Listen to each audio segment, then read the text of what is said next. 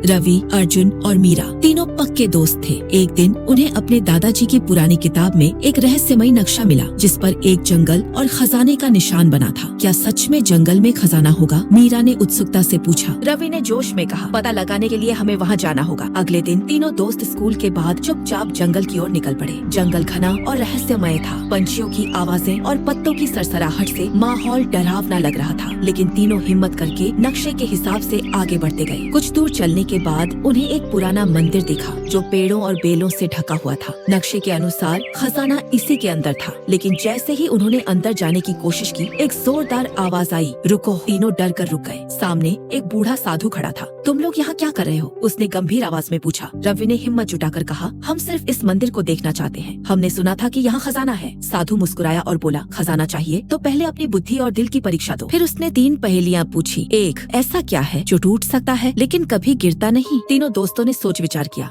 मीरा ने जवाब दिया, पहला जवाब है वचन। 2, ऐसी कौन सी चीज है जो जितनी ज्यादा बांटो उतनी ही बढ़ती जाती है? अर्जुन बोला, दूसरा ज्ञान। 3, ऐसी कौन सी चीज है जो बिना पंखों के उड़ती है? और रवि ने कहा, तीसरा समय। साधु खुश हुआ और बोला, सही जवाब, अब तुम खजाने के हकदार हो। फिर उसने मंदिर का एक गुप्त दरवाजा खोला। अंदर एक पुराना लकड़ी का संदूक था। जब उन्होंने उसे खोला तो अंदर सोने चांदी के सिक्के नहीं थे, बल्कि पुरानी किताबें और ज्ञान से भरे ग्रंथ थे। साधु बोला, ये असली खजाना है। धन तो खत्म हो सकता है, लेकिन ज्ञान हमेशा रहेगा। दोस्तों ने वो किताबें उठाई और खुशी खुशी घर लौट आए। उस दिन उन्हें समझ आया कि असली खजाना दौलत नहीं बल्कि ज्ञान होता है।